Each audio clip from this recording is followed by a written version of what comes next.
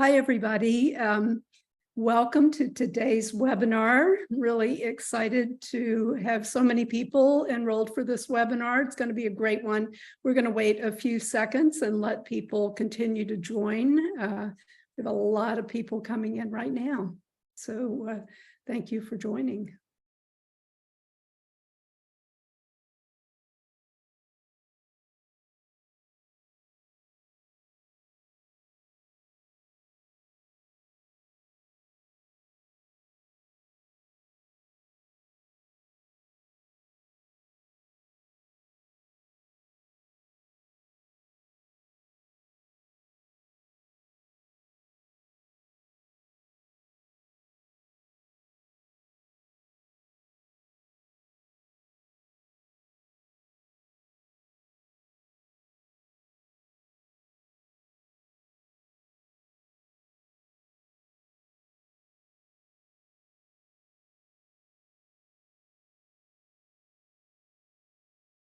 All right, well, people are still joining. I suspect we're going to have a lot more people joining. We had terrific enrollment for this webinar, so why don't we get started? My name is Melanie Thompson. I hail from Atlanta, Georgia, or Hotlanta, as we like to call it. It's my pleasure to moderate this webinar. This is a slide that I'm not going to read to you, but there's some awesome people who are on the board of directors for the content of IAS-USA webinars. And our current speaker today, Steve Johnson, is actually on this board. And Steve has no relevant financial relationships, and you can see mine there. And I want to remind you all that there is CME available for this webinar at 1.25 AMA credits, Category 1 credits, and different numbers or different types of CME are available, as this slide shows. So please sign up for your CME as you need it. Now we're going to have some poll questions during this webinar, and I know many of you are familiar with that. We will have a separate window that shows the poll question, and you go ahead and choose your response for the poll whenever you see it, and then we will display those responses when the poll closes. And we would just ask you, if you have questions, and I'm sure you will, please submit them in the Q&A function. And we'll reserve chat for chat, but Q&A should really go in the Q&A function. It'll be easier for me to see those questions, and we'll get to as many of them as we possibly can. So I have the pleasure today of introducing to you Steve Johnson, who is professor of medicine in the Division of Infectious Diseases at University of Colorado School of Medicine in Aurora. Steve is director of the University of Colorado's HIV clinical program, and he's the medical director for the Colorado AETC. He also is a member of the HHS panel on antiretroviral therapy, and I have the pleasure of working with him on that panel. And he is, as I mentioned, a volunteer board member for the IAS-USA cases on the web.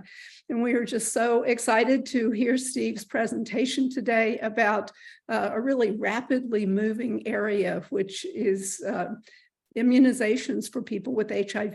And I would just mention that we're going to concentrate on adults today. I know there are a lot of questions about pediatric immunology, immunizations and recommendations, but hopefully those will be covered in a subsequent webinar. So today we're going to talk about adults, and Steve, I'm going to turn it over to you. Well, thank you, Melanie, and thanks for moderating this session, and be my phone a friend if necessary.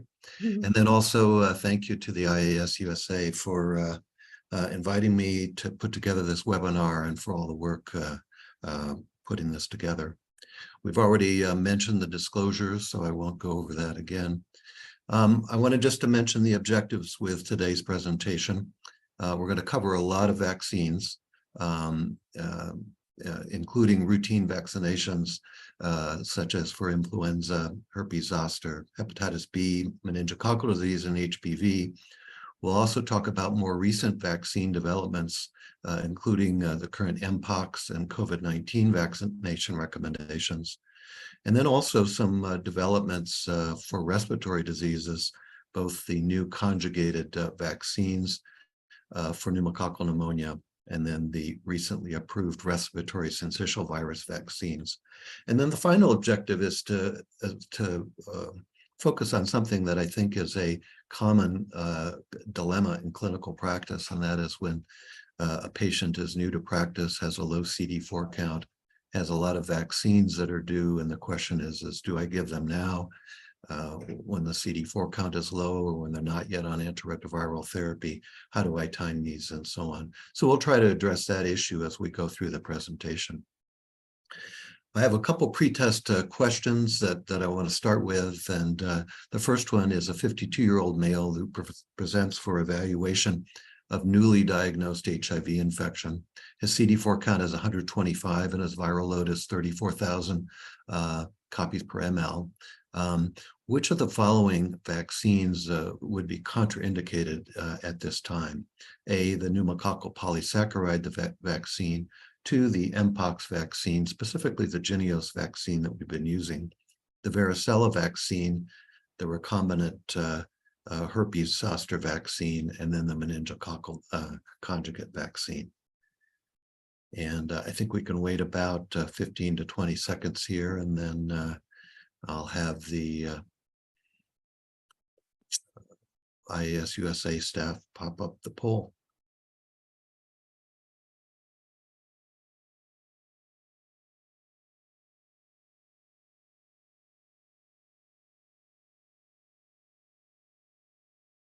All right, so 82% of you chose the varicella vaccine. Some of you chose the Mpox vaccine, and there was a few people that actually chose each one. So we'll talk about that again.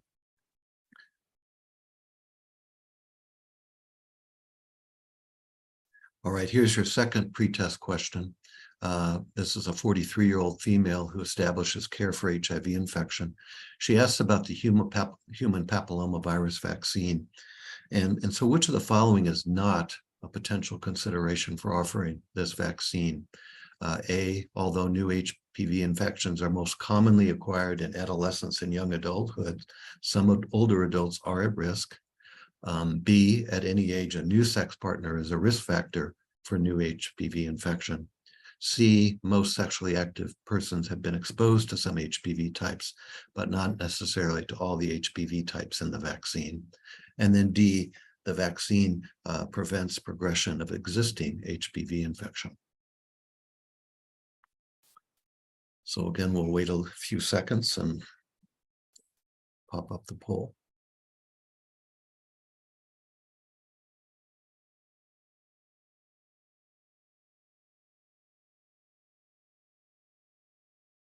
All right, and so most of you choose the answer D, the vaccine prevents progression of existing HPV infection, or the way to answer is the vaccine does not prevent progression. Yeah, we'll talk about this as well. Finally, I just want to know a little bit about the audience, and so I'm going to do one final question here before we get started, and just describe your current role in HIV patient care. Physician, nurse practitioner, PA, nurse, pharmacist, another clinician, or maybe you're not involved in HIV care.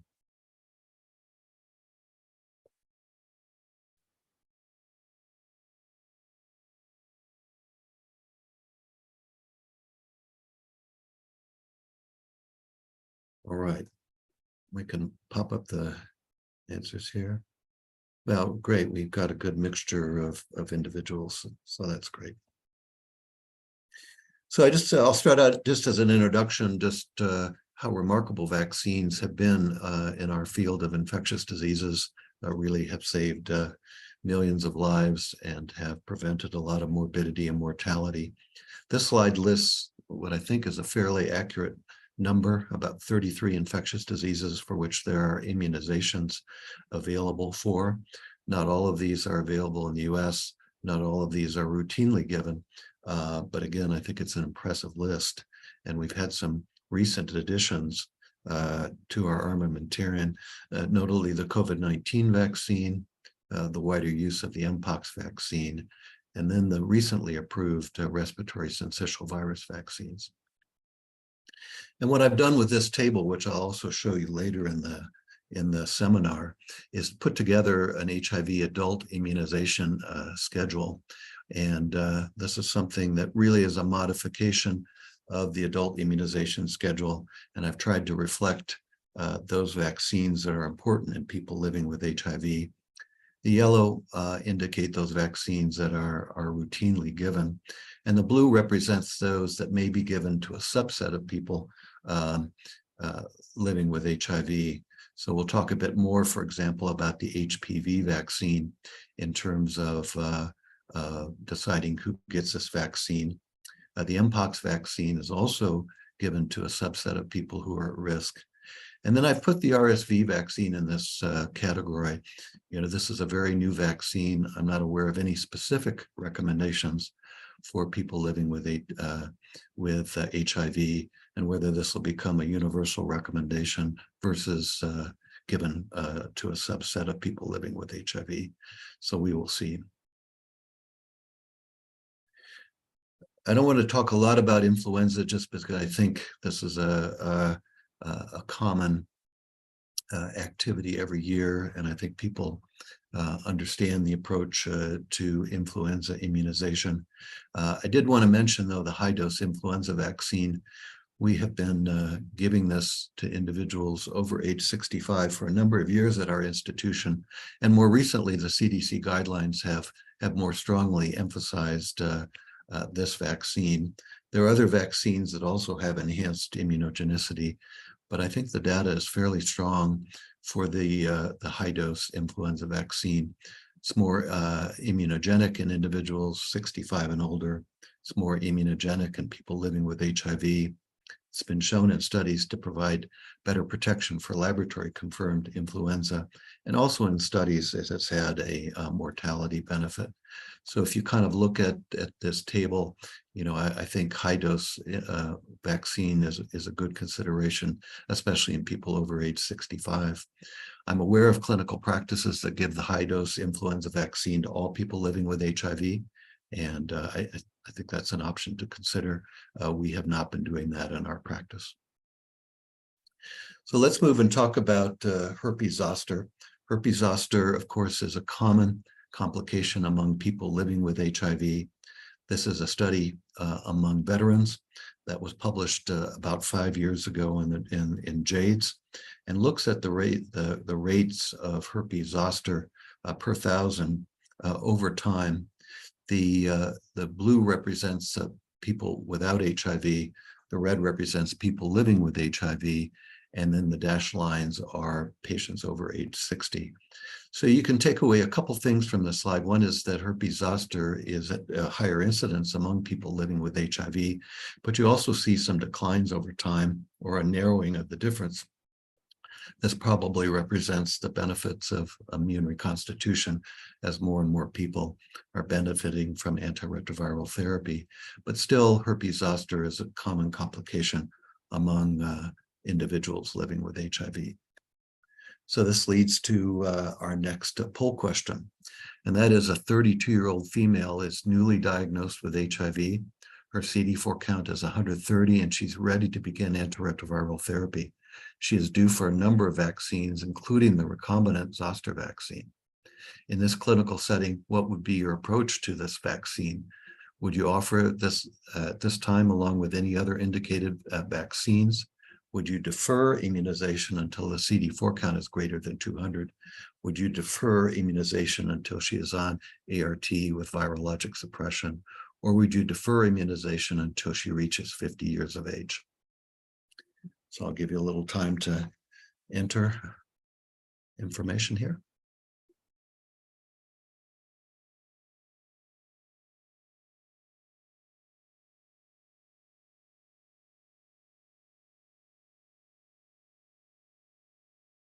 Well, so there's a splay of answers here. Some would offer the vaccine right away, and some of you would defer until the immune system is stronger, or they're have achieved virologic suppression.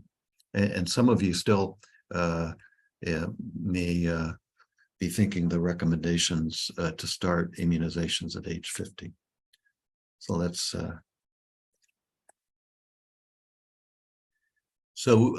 that's one of the relatively recent developments in the use of recombinant zoster vaccine in people with HIV, is it now is given to all adults. And this was a relatively recent change, same schedule, a 2-dose series given at time 0 and 2 to 6 months apart. The opportunistic infection guidelines mention that the optimal timing for persons who have a CD4 count less than 200 is not known, or who are not virologically suppressed. So the advice from the guidelines is relatively watered down, and basically some experts would administer the vaccination series after CD4 count recovery, and others would administer the series after virologic suppression. So it really becomes one of clinical judgment, and I think this is something that will probably be true for the timing of most of these vaccines, is that you have to kind of think of where the patient is immunologically, what their relative risk is for individual infections, and then maybe make a decision with patient input about the timing of vaccines.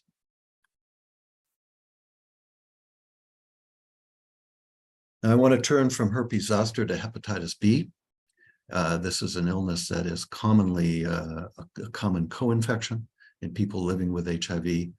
Many individuals have serologic markers for hepatitis B, and a subset, of course, perhaps 5% or so, may have active hepatitis B.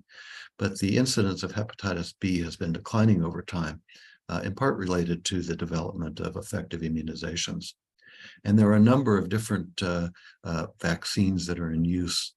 And I should mention that in this presentation, we use a lot of brand names, and although we've often not done this with CME presentations, we think this is a way that helps people to identify individual vaccines, because a lot of vaccines actually are known by their brand name. So we're using vaccine names as well. And you can see the 4 vaccines that are listed here. So here's your next poll question. This is a patient, again, with a lower CD4 count of 180, and has received 3 doses of the recombinant hepatitis B vaccine. Follow-up serologic testing, though, the hepatitis B surface antibody is negative. And so the question is, what is your next step? Would you give a booster dose of the standard hepatitis B vaccine and recheck a titer in a month? Would you repeat the standard 3-dose series and recheck a titer after a month? Would you revaccinate with the double dose hepatitis B vaccine and recheck a titer?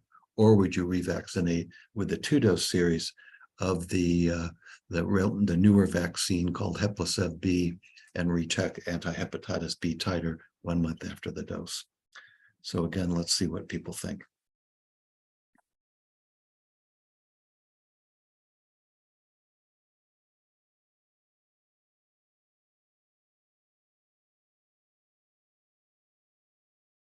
Right, so again, we get a group of answers here with a pretty wide splay in the answers.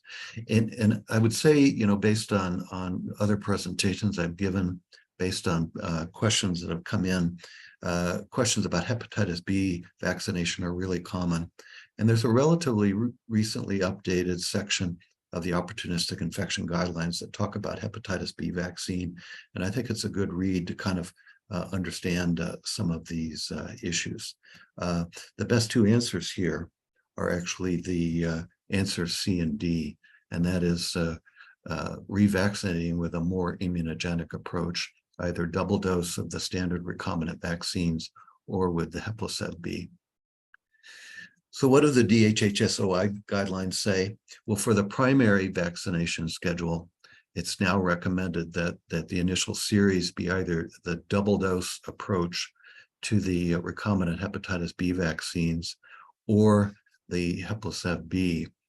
There still are recommendations for Twinwix, even though this is technically a lower dose vaccine. But of course, because of its convenience, and you can simultaneously administer vaccine for hepatitis A, it's still a potential option. But your risk of lack of serologic response may be higher with that approach. And with all vaccine approaches, we do check an anti-hepatitis B surface titer 1 to 2 months after completion.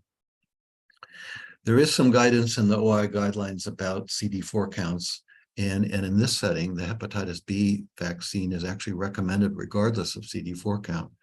And I think part of this is related that studies indicate that some people with lower CD4 counts do respond to hepatitis B vaccine. And of course, hepatitis B as an infection is a risk among people living with HIV. Now, the case that I presented was a vaccine non-responder, and the OI guidelines also have recommendations for vaccine non-responders, which are also similar. And that is that the revaccination strategy, again, is with a double dose, 3-dose series of the recombinant vaccines, or revaccinate with the 2-dose series of the Hepatitis B. And there's an additional guidance under vaccine non-responders that for people with low CD4 counts at the time of the first vaccination series, some experts might delay revaccination until after the CD4 count is greater than 200 and sustained with ART. So here's a situation where perhaps deferring until someone is in a better place immunologically and virologically before giving the vaccine. So Hepatitis B is a relatively new vaccine. In 4 randomized controlled trials, the Hepatitis B was actually superior to Engerix-B in people without HIV. And in the largest trial, the protection rate was 95% for Hepatitis B and 81% for Engerix-B. There was an increase in the number of cardiovascular events in the Hepatitis B group, but it was not statistically significant. And there is a study ongoing of Hepatitis B in individuals with HIV infection. At our particular hospital, we have actually used the Hepatitis B now exclusively as our Hepatitis B vaccine. Before we leave the subject of Hepatitis B vaccination, I want to mention one other clinical situation, and that is the individual that has an isolated core antibody. And there is a very specific point about in the guidelines about approaching this with vaccines. People that have anti-hepatitis B core positivity the most common explanation is infection in the past, where they have lost surface antibody. There is a small chance that those people with isolated hepatitis B core are actually chronic hepatitis B infected patients, but the general recommendations is that that we do not routinely check hepatitis B DNA in this setting. And I should imply here that also the surface antigen is negative. But if you have the situation where there's an isolated core positivity, then the recommendation is that people should be vaccinated with 1 standard dose of vaccine with anti-HBs titers should be checked. Because if this is somebody that has a history of infection, a single dose may boost them up to levels that are protective, as listed here, an anti-HBs titer greater than 100. So again, that's specifically for the situation of somebody who has an isolated core antibody positivity. All right, we're moving right along. We're moving down the table. We're to HPV infection now, which is a really important comorbidity in HIV infection, and one of the stronger associations with non-AIDS cancers. So HPV infection, an estimated prevalence of 70 million people in the US, an incidence of 14 million cases per year. And again, as a consequence of HPV infection, genital cancers as well as oropharyngeal cancers. Most of these cancers are related to HPV types 16 and 18. However, there are other HPV types that are associated with cancer that are in the 9-valent vaccine. And this is a slide that I use frequently in other presentations, which just looks at the relative prevalence of certain cancers in people living with HIV compared to the general population. And you can see some of these bolded cancers, which can be HPV related, are quite a bit more common in people with HIV. The way you would read this is that people living with HIV are 43 times more likely to have anal cancer, vaginal cancer 21 times, and so on. And so this is an important vaccine. So that leads to my next poll question. In my HIV clinical practice, I provide the HPV vaccine to the following persons: women up to age 26 and men up to age 21, women and men up to age 26, men and women up to age 45, all persons with HIV regardless of age. And you can put something else or none of the above.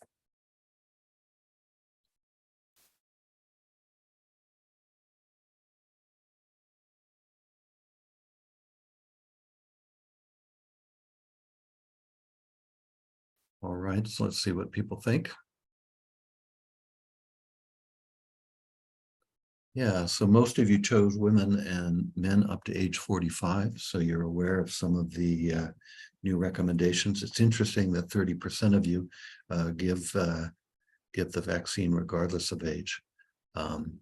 Let's talk about this a bit.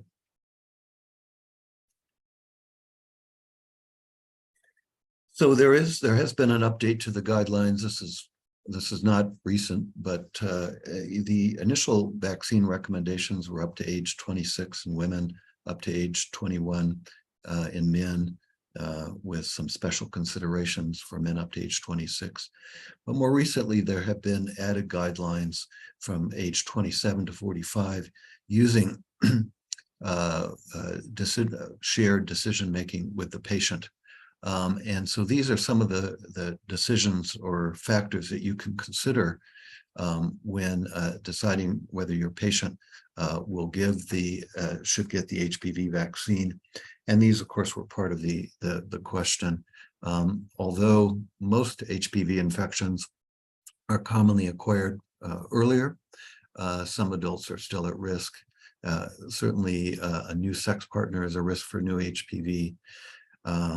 And then because we have a 9-valent vaccine, in the future we may have vaccines with even more serotypes, we can't be sure that individuals have been exposed to all of the serotypes, so they might have protection from vaccination. The answer that we don't really know is whether HPV vaccines alter the natural history of existing disease. Most of the studies indicate that they do not. There are some intriguing case reports and so on that suggest a possible benefit, but I think the verdict is out on that, and I certainly wouldn't use that point as a reason to offer the vaccine. There are some interesting studies looking at other HPV vaccines as immunotherapy candidates, so there may be different recommendations in the future. All right, we're turning now to meningococcal disease, which is an illness that is uncommon, and it's actually uncommon in people living with HIV, but it's more common. And in fact, when these initial guidelines came out recommending vaccination with the meningococcal conjugate vaccine, this was based on a 5 to 13-fold increase in the incidence of meningococcal disease above the general population. And in these studies, a low CD4 count or high viral load had been associated with increased risk. And so this led to kind of a universal recommendation in 2016 that the meningococcal vaccines would be given to persons living with HIV.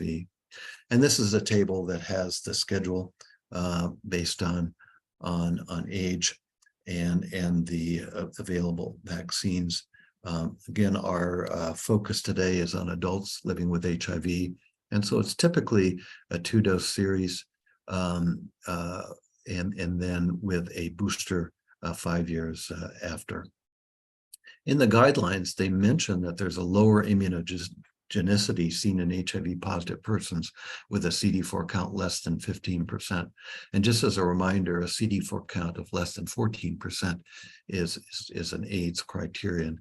So these are individuals with low CD4 counts, although this publication elected to use the percent. And so this is a standard vaccine that we give. But there's also a vaccine for meningococcal group B. That's the one serogroup that's not contained in the vaccine. And so that's the subject of my question here. So in your clinical practice, do you provide the meningococcal group B vaccine to all people living with HIV, a subset of people with HIV with additional risk for meningococcal infection, a subset of people with HIV with additional risk for gonococcal infection, or option D, I do not provide this vaccine to people with HIV? I'll give you a little time here. I know there's a lot of poll questions here, but I think it's nice to have you kind of interact, and I can see how you think as well. Yeah, interesting. So near a quarter of you actually give this vaccine to everyone living with HIV. A subset of people with HIV with additional risk for meningococcal infection. A few of you are giving the vaccine for gonorrhea, and some of you are not giving the vaccine. Be interesting, maybe that's just the availability of this vaccine in your practice. The ACIP guidelines are actually for a subset of people with HIV with additional risk for meningococcal disease. So that's the best answer here, item B. Let's just go over this a bit here. It's interesting that a few of you asked about the protection of the meningococcal B group vaccine against gonorrhea, because this has been an area of recent study. There have been several observation studies that have been associated with a lower incidence of gonorrhea in individuals who have gotten one of the meningococcal group B vaccines. And just as a reminder, the bacteria that causes meningococcal disease is Neisseria meningitidis, where the agent that causes gonorrhea is Neisseria gonorrhea. And so there has been some hint of efficacy with these vaccines. However, at this time, I don't think it's definitive, and we do not have specific guidelines recommending group B vaccination as a strategy to reduce the incidence of gonorrhea. So these are the current indications for the meningococcal group B vaccine in HIV. So it's actually for a subset of people. You know, one of the areas of focus is individuals with functional or anatomic asplenia, but it can also be administered to adolescent and young adults who are in situations at increased risk. For example, those living in dormitories or barracks. All right, moving right along, and we're going to talk about Mpox. And of course, this was a devastating epidemic that occurred in 2022 and is still continuing, albeit at a lower rate. This slide indicates CDC data looking at the number of Mpox cases and the 7-day daily average. And you can see that in 2022, the kind of typical epidemic curve with a peak in July and August, and then a gradual decline over time.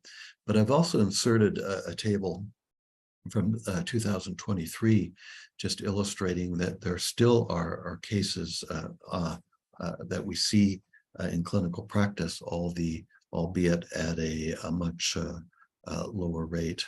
The reasons for the decline in Mpox vaccination are probably related to several factors.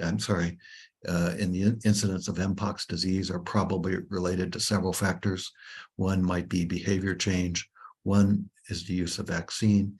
And of course, the other is that when a person develops Mpox, their risk of future infection is decreased. At the recent conference on retroviruses and opportunistic infections in Seattle, there was an interesting study presented about how Mpox is specifically impacts and intersects with people living with HIV. This was a report of this from the CDC, about 103 persons who were hospitalized, and CDC was consulted. 22% of those patients required ICU care, and 21% died. And actually 80% of the people in the hospital with Mpox were living with HIV infection, and most of them had a CD4 count less than 200 and were not on antiretroviral therapy. So this was really an epidemic that, certainly can involve people without HIV, but really prominently involve people with HIV. And one of the interesting findings from this study is that there were no deaths among people with HIV who were taking antiretroviral therapy. So I would encourage you to continue to offer Mpox vaccine to the subset of patients in your practice at risk. We've learned from the studies of other STDs that even when infections decline in incidence, a resurgence of cases is always possible. And these are the CDC criteria for Mpox vaccination. The first one, pretty obvious: known or suspected exposure to someone with Mpox, sex in the past 2 weeks with somebody diagnosed with Mpox. So you're kind of giving the vaccine in this setting after exposure. People that fall into this category and have had more than one sex partner in the last 6 months, sex at a commercial venue, you have HIV or other causes of immunosuppression, and have had any anticipated exposure from any of the above scenarios. So again, this is a vaccine that is not a universal vaccine in HIV. It's for a subset of people that appear to be at risk for this disease. All right, well, as I like to say, it's hard to give a lecture in this era without talking about COVID-19 vaccine. This has been a remarkable development, the fastest time from the identification of a pathogen to the development of effective vaccines. And these were the major kind of categories of vaccines that were developed. Right now, we're predominantly using the mRNA vaccines developed by Moderna and Pfizer.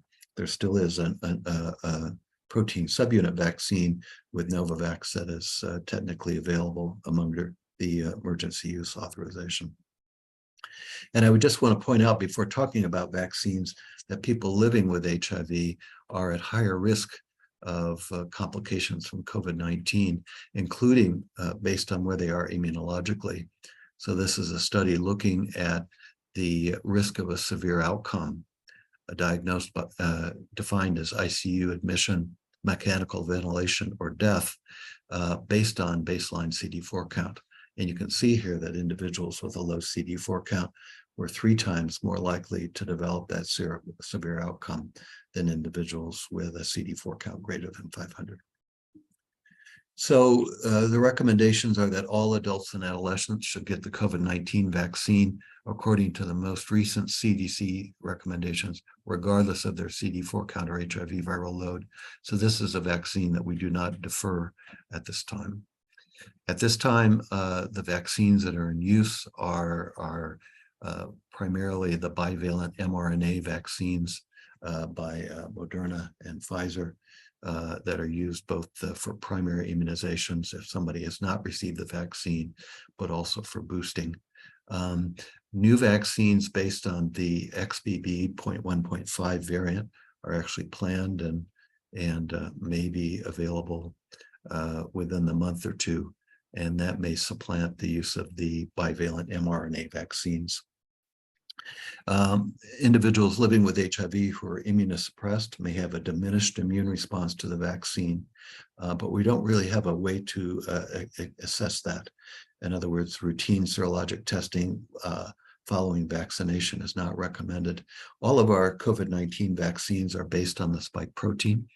And so although vaccination and infection generate spike antibody, we don't have a antibody level or titer that correlates with immunity. There is some variation in vaccine schedules between healthy adults and those who are moderately or severely immunosuppressed.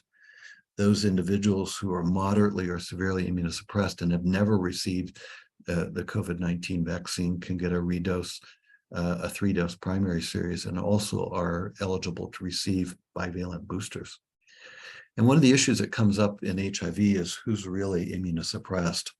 The CDC uses the term advanced HIV, and this is defined as people with a CD4 count less than 200, a history of an AIDS-defining illness without immune reconstitution, or clinical manifestations of symptomatic HIV. But in clinical practice, we have a lot of individuals that may not quite meet these criteria that we would consider immunosuppressed. So for example, someone with a CD4 count of 250. So again, I think there's room for clinical judgment on who is immunosuppressed or not and needs additional boosters. I have kind of stopped giving the bivalent boosters over the last month, just anticipating that the new variant vaccine to XBB.1.5, which by the way is just the name of a variant that's evolved over time, that I think that we'll be providing that vaccine in the relatively near future. There was an interesting study presented again at CROI from a national COVID cohort that was looking at the efficacy of the bivalent COVID-19 vaccine and compared the vaccine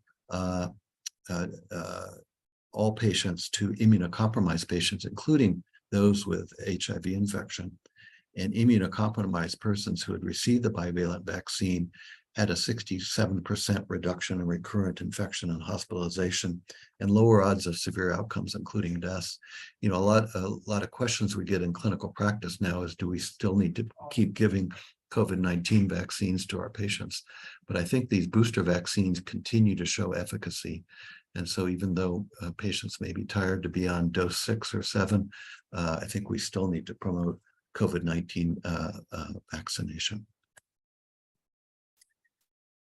All right, we're going to switch now and talk about pneumococcal pneumonia. This is a infection that is particularly common in people living with HIV who are not on therapy at low CD4 counts. This is just a radiograph showing a lobar pneumonia on the right due to pneumococcus. So here's your next poll question. In my clinical practice, my current approach to pneumococcal vaccine is best characterized by which statement? I continue to use both the pneumococcal 13-valent vaccine and the polysaccharide vaccine. Answer B, I now use the PCV15 followed by the 23-valent pneumococcal polysaccharide vaccine. C, I now use PCV20 for all patients. I do something else or none of the above.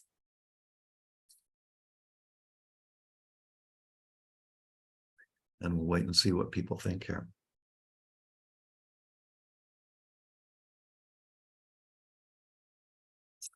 Wow, so 2/3 of you have kind of gone to PCV20, which is the new conjugated, one of the new conjugated vaccines. PCV15 is also new, but potentially simplifies the vaccine schedule. So good for you. I think that's a good approach. There are some useful tables from the CDC and ACIP regarding pneumococcal vaccine administration. This has been, I think, a complicated subject for many years for people to kind of keep track of how to give the vaccines, and the arrival of something like PCV20, which is a conjugate vaccine, and the benefits that offers in terms of immunogenicity, but also covers a lot of the different serotypes, has the potential to kind of simplify practice. But the CDC still provides options. And the two slides I have here regarding pneumococcal vaccine timing. This is for adults greater than 65 years old. And the second one is for individuals 19 to 64 with underlying immunocompromising conditions, including HIV. And so you can see there's a variety of approaches. But what I take away from this is that PCV20 is potentially a one and done approach for people who have never had pneumococcal vaccines, but it's also a way to kind of finish the immunization schedule in individuals that have had doses of the other available vaccines. All right, the final new vaccine is respiratory syncytial virus vaccine. 2 vaccines were approved in May. Both were studied looking at their efficacy in preventing lower respiratory tract disease due to RSV. Both were effective. Both had had acceptable tolerability profiles. And so this has led to the not only FDA approval, but ACIP recommendation. And the rationale for these recommendations is that RSV causes substantial morbidity and mortality, including lower respiratory tract disease and death. And I think this is something that we've kind of noticed a bit more now that we're specifically testing for RSV with nucleic acid platforms that look for other respiratory viruses, including SARS-CoV-2 and influenza. And as you can see, adult RSV disease is associated with a lot of hospitalizations and deaths annually, especially among older individuals. So the recommendations are that that adults aged greater than or equal to 60 years may receive a single dose of the vaccine using shared clinical decision-making. So in contrast to influenza, that's just recommended for everybody. The ACIP recommends that you talk with the patient, potentially identify a subset of patients who might be at higher risk for complications of RSV.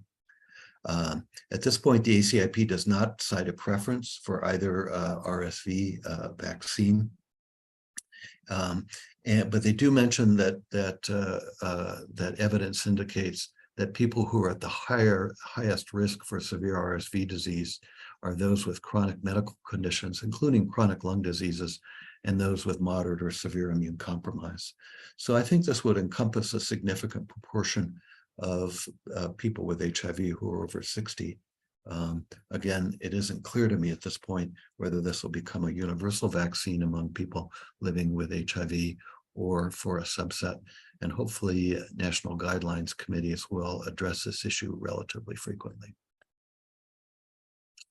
We're waiting now, we're waiting for these vaccines to arrive.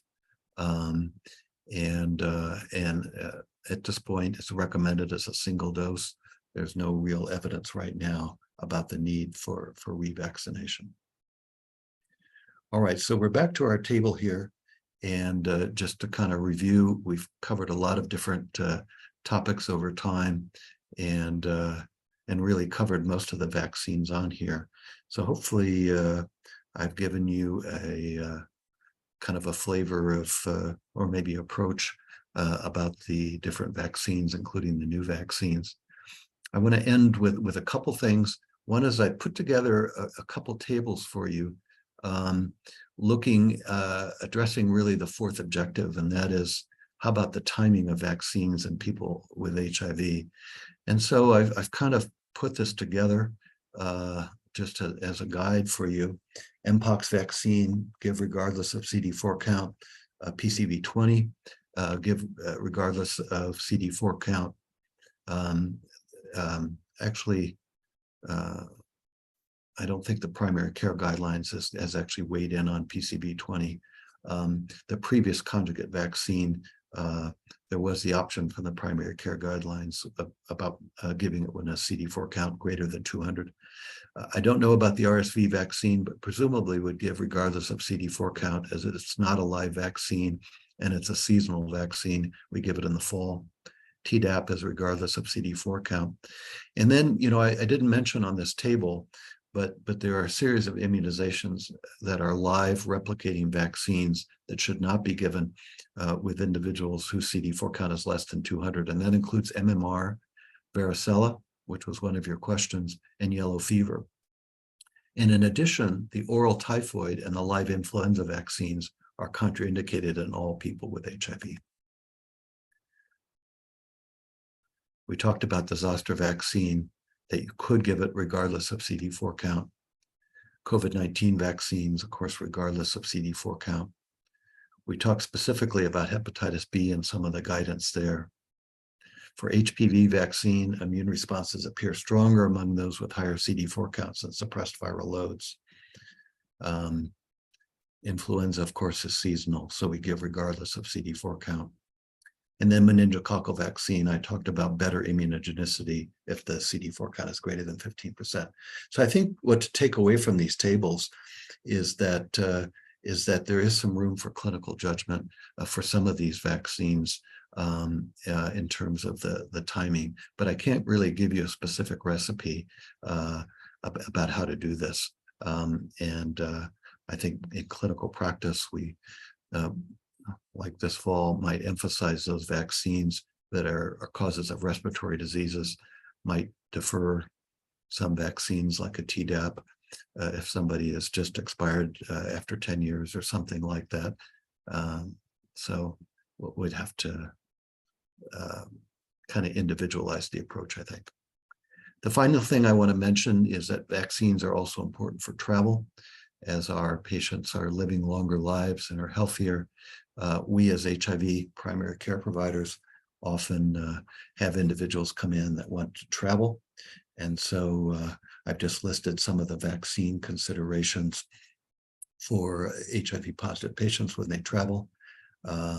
Cholera vaccine, very limited use of this vaccine. Of course, hepatitis A is universal. Hepatitis B is recommended. Influenza is recommended as well. And just a reminder that if people travel to other parts, of the world, that the influenza season may vary. There are specific recommendations for the meningococcal vaccine in parts of Africa. And I've listed some of the other vaccines here. Typhoid vaccination, we use the inactivated typhoid as opposed to the oral typhoid. All right, that was my own timer going off that I've reached the end. So just to summarize, vaccines play an important role in HIV primary care.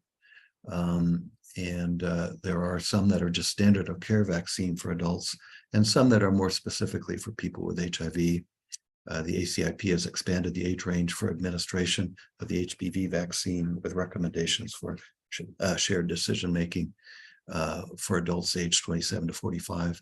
I'd ask you to really continue to consider Mpox vaccination. I worry about kind of a reintroduction of that and a resurgence of cases. We expect a new COVID-19 vaccine very shortly. And we also talked about new pneumococcal conjugate and RSV vaccines. So we'll end by just going back to our pre-test questions and see if your answers change. So post-test question 1 here. This was our 52-year-old male that presents for evaluation of newly diagnosed HIV. CD4 count 125, viral load 34,000. Which of the following vaccines that would be contraindicated at this time? So let's see what the audience says here.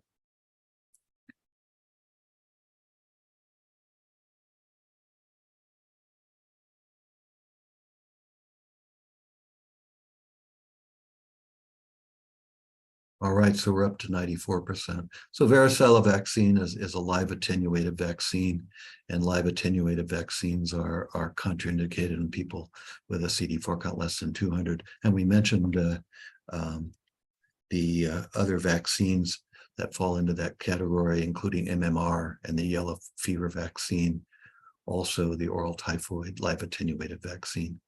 The one kind of tricky part about this question is the Jynneos Mpox vaccine is actually a live non-replicating vaccine, so it can be safely given at any CD4 count.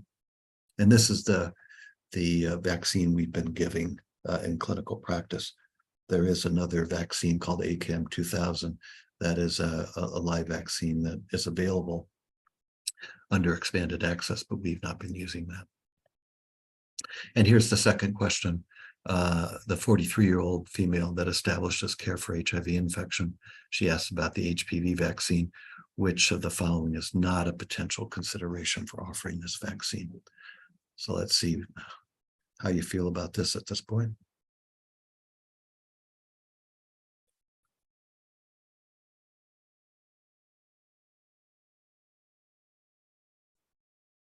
All right.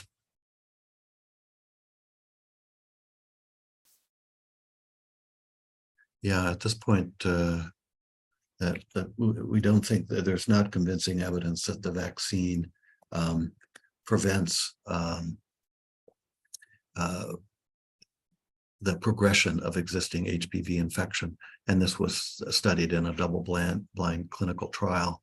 Again, I think this is an area of study, whether HPV vaccines, including new candidates other than the licensed vaccine, can be used as immunotherapeutics. And that is the end of what I had planned to talk about. And I think we will now go to the Q&A questions, and I'll turn it back over to Dr. Thompson. Steve, that was a tour de force. That was really a great summary of a very complicated area.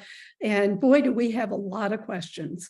So we're going to try to get to as many of these as we can. We are not going to get to all of them, but we also will see if we can put some answers in the chat here and there. The slides can be downloaded, and thanks to Tammy for putting that information in the chat.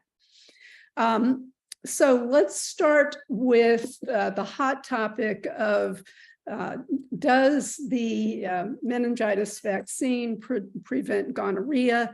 And there were a lot of questions about this, and shout out to Connie Benson in the chat, our friend, who reminds us that there was recent news from the ANRS about their trial. So can you give us a little more detail about the evidence for the meningitis vaccines preventing gonorrhea?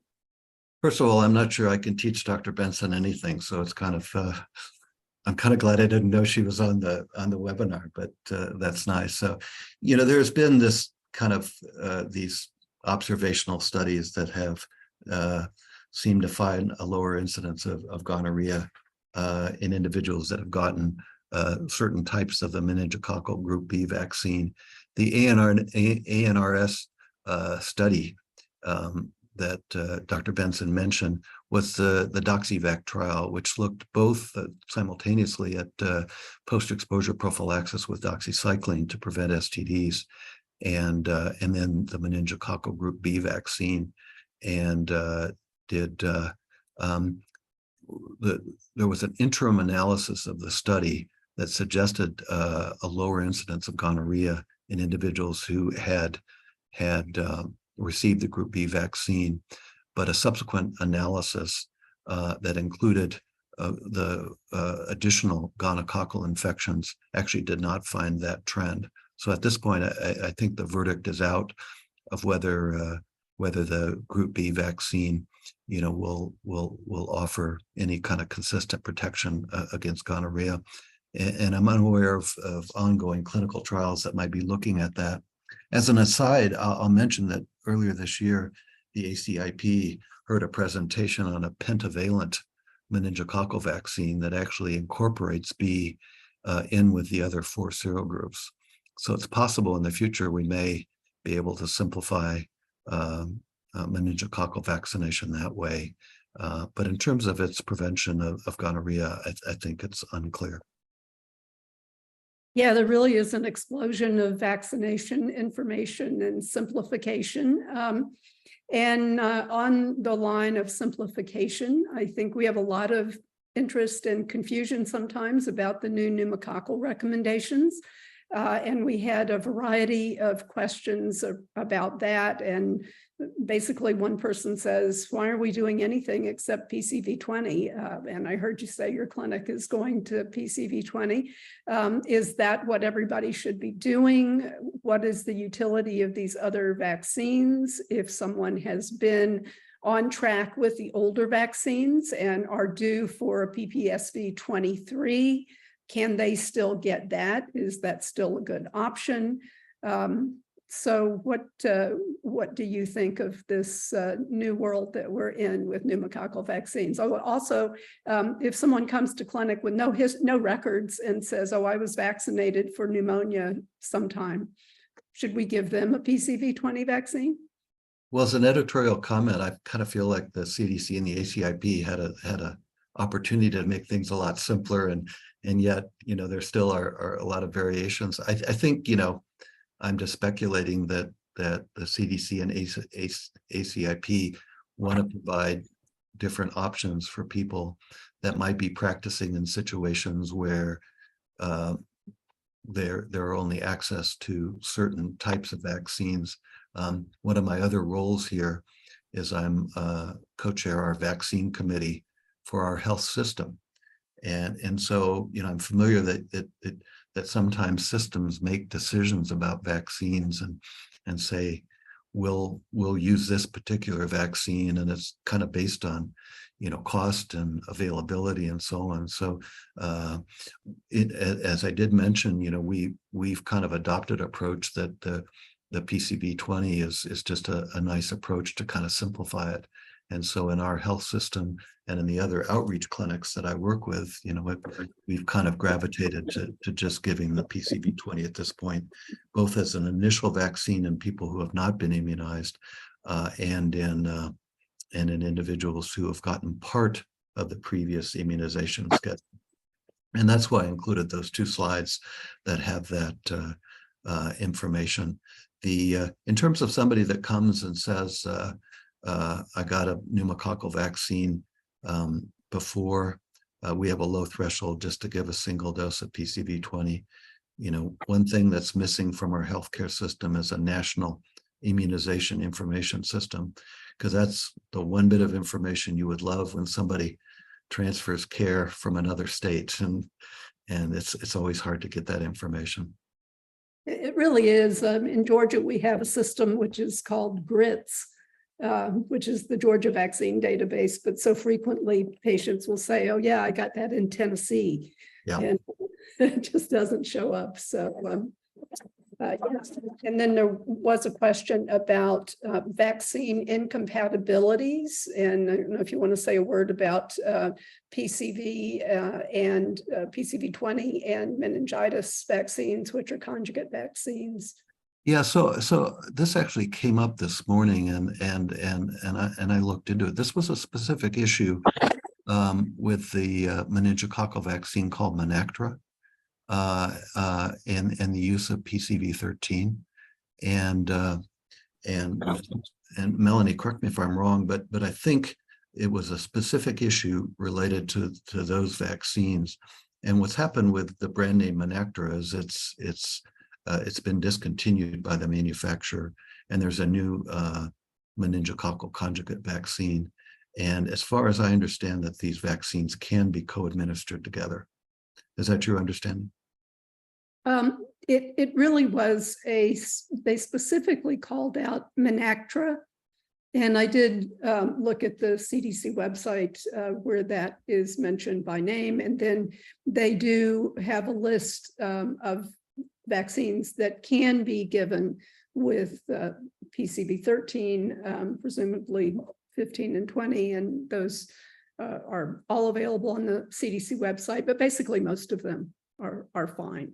Yeah, and you know, if someone in the audience is interested in this and Google's CDC timing of vaccines, there's a nice document that kind of goes over this. I mean, the only kind of there are some other kind of spacing issues. You know, live vaccines can typically be given simultaneously, but if one is given a little bit later, you have to wait 4 weeks.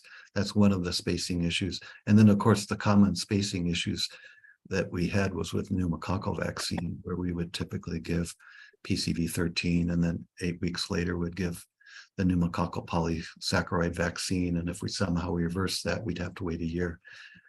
Again, another reason to maybe simplify to a single conjugate vaccine.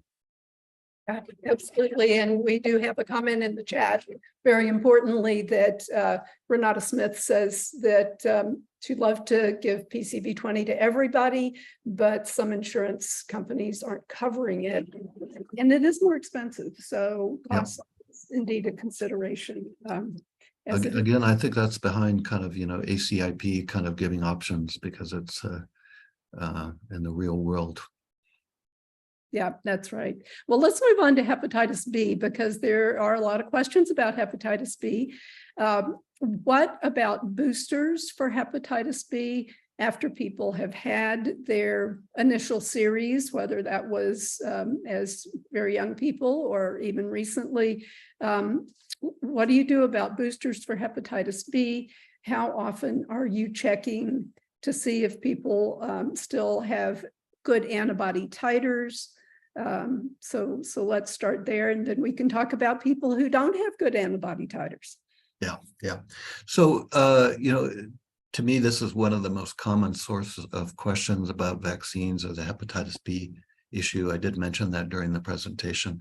I would encourage you to look at the section on hepatitis B, preventing hepatitis B on vaccines in the opportunistic infection guidelines section.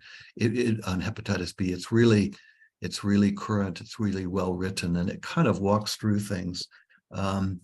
As we talked about, we kind of divide patients into two categories: people that have not gotten a hepatitis B vaccine and people who have gotten the vaccine and have not responded. And really the response to both of those now are using more immunogenic vaccines. So if you're using the recombinant vaccines, using the double dose strategy, or using Hepatitis and that's really the approach for primary immunization now. But it's also the response when somebody does not seroconvert based on a vaccine series. And incidentally, we do measure surface antibody titers 1 month or 4 weeks or 1 month after all hepatitis B vaccine series. So for example, I mentioned how immunogenic Hepatitis B is, but we still check titers afterwards. A question that comes up commonly is how frequently to monitor. That is, let's say you have somebody who develops a titer, do you and has a protective titer, do you check titers again? And I think that's an unanswered question, but I will point to one sentence in the hepatitis B guidelines. And it says, because of waning immunity, some experts would check anti-HBs or the hepatitis B surface antibody titer annually, and a booster dose given if the levels fall below 10, particularly in people who have ongoing risk factors for acquiring HBV and are not receiving tenofovir.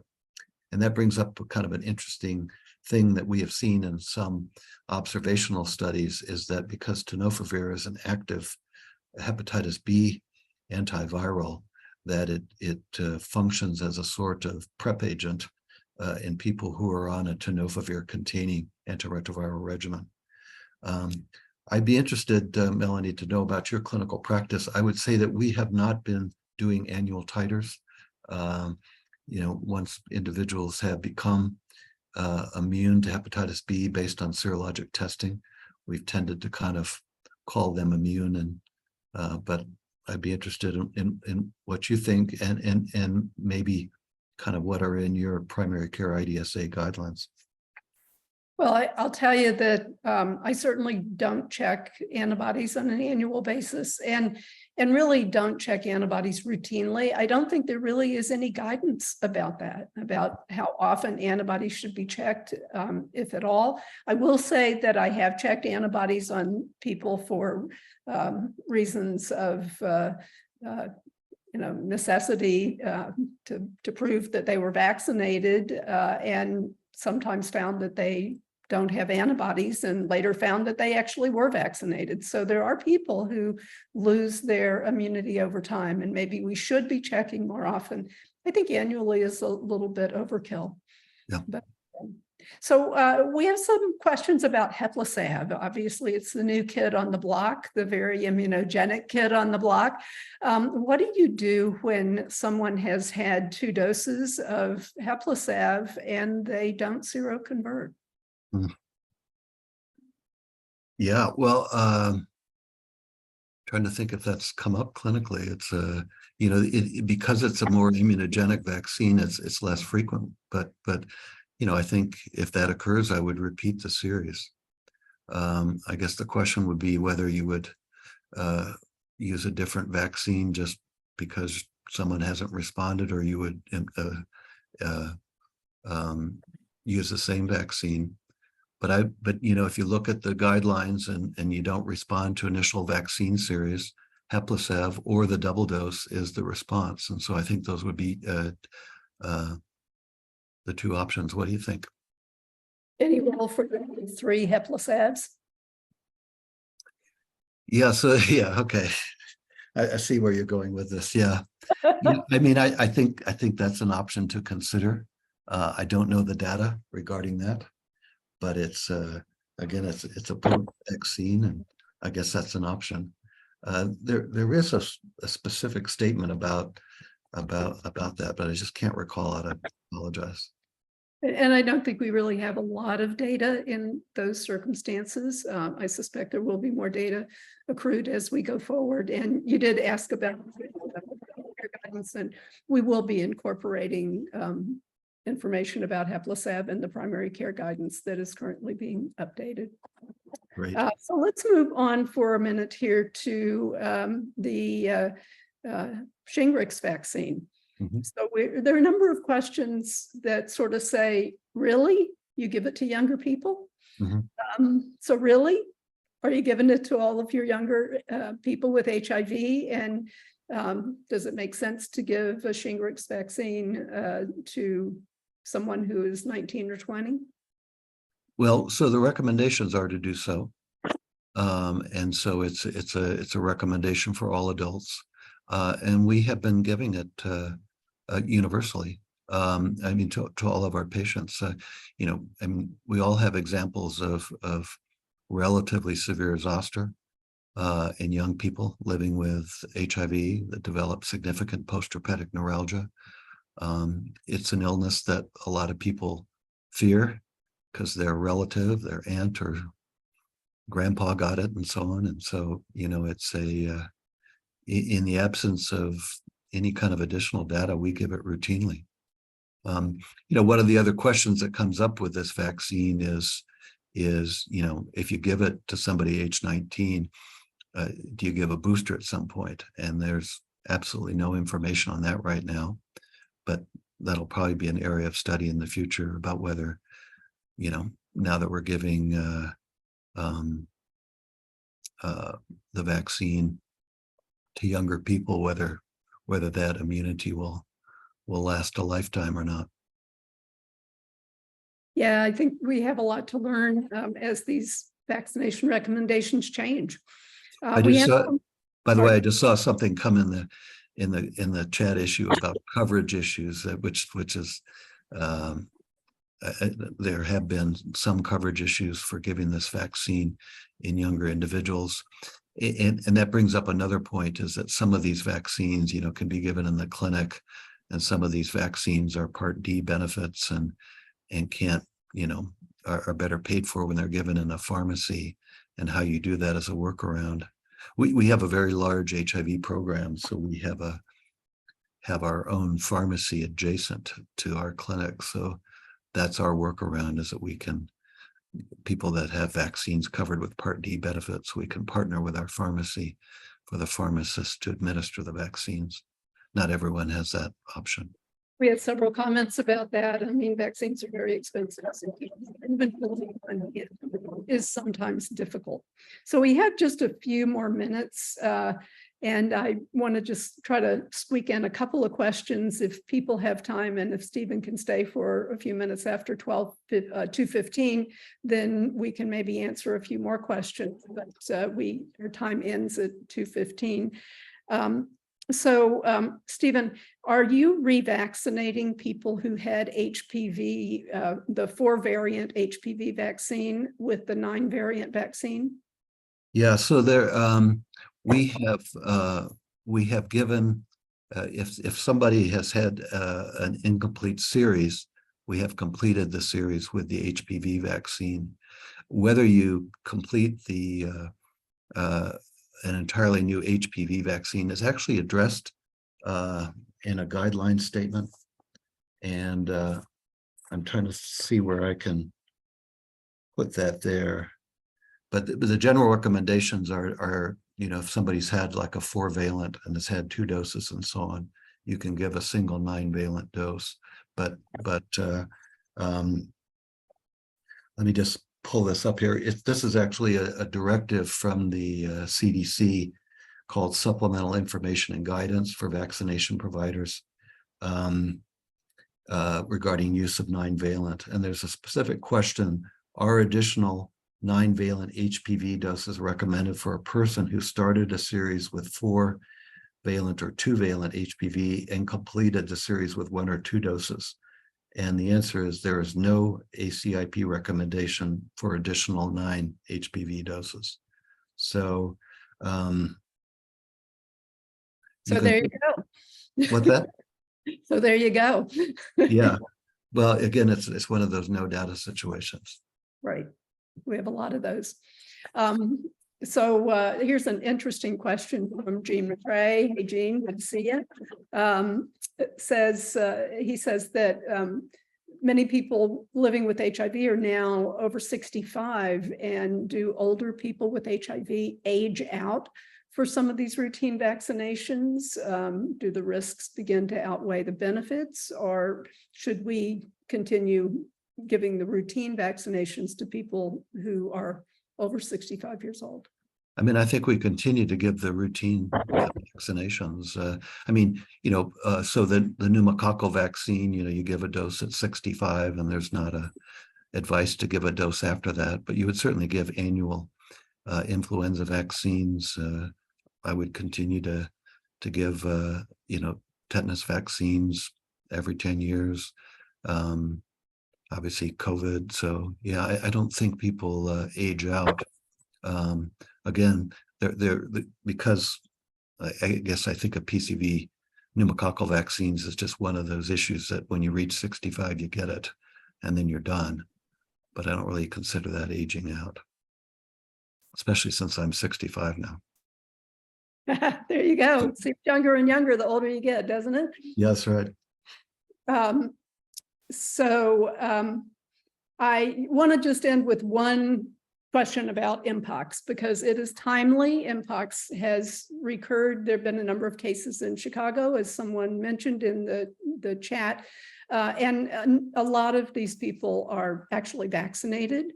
So is there a point in getting an Mpox vaccine if it doesn't prevent Mpox? Yeah, so I mean, it does.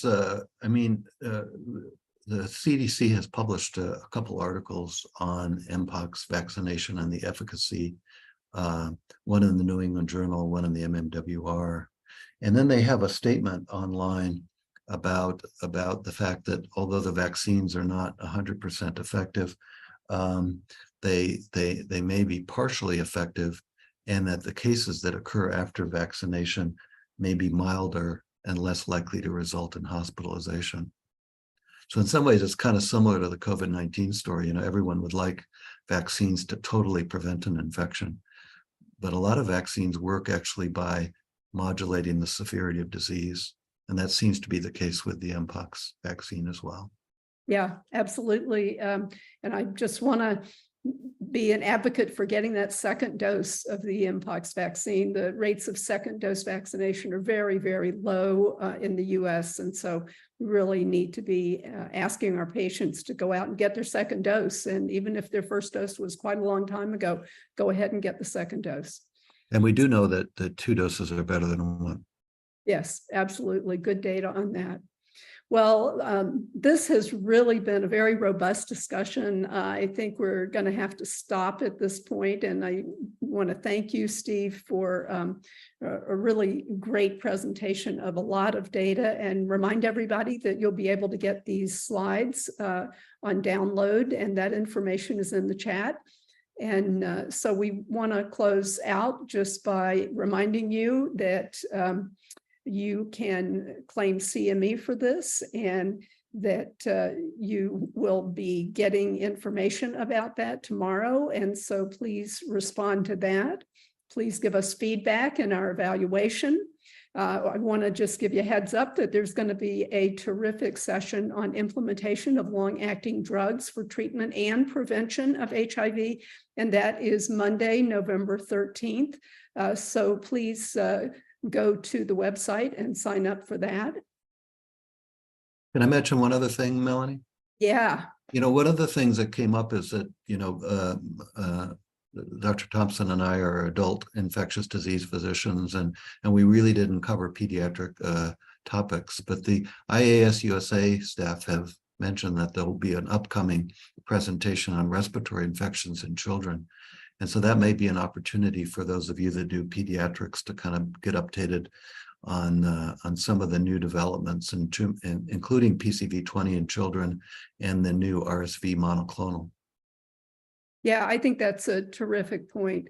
And by the way, I am an adult HIV doc, not ID trained, but so old I got grandfathered in. So I want to remind people that, by the way, we will be doing a webinar on HIV primary care much later in the year. You'll get information about that when it comes around. There will be a webinar on August 29th that Paul Sachs will be presenting about data that came from the AIDS conference in Brisbane, and that's going to be terrific. And then the September webinar will be managing antiretroviral failure in people with HIV, and Mike Sagg will be presenting with an array of esteemed panelists. And then finally, later in September, DoxyPEP, what do we do with it? Who, when, and how? So those, look forward to those and go ahead and sign up. Now, this is a really important series that I want to highlight. There will be a terrific series that will satisfy your 8-hour DEA requirements for substance use disorder training. It is a 6-part series. Sandra Springer and Ellen Eaton are going to tell us all we need to know about substance use disorder and how to qualify for our DEA training. So that is really going to be a terrific series. These are the other titles of the 6-part series. So please sign up for those. I know I am going to do that. And then obviously COVID-19 is still with us, as are urgent viral outbreaks of all kinds. And so we will continue to have dialogues on this topic. So please keep up with that at the IAS-USA website. Well, I want to just thank everybody for participating. I'm so sorry we couldn't get to all your questions. They were great questions. And thanks, Steve, and thanks to the IAS-USA staff, and hope everybody has a terrific day and go out there and vaccinate. Thank you, everyone. Bye now.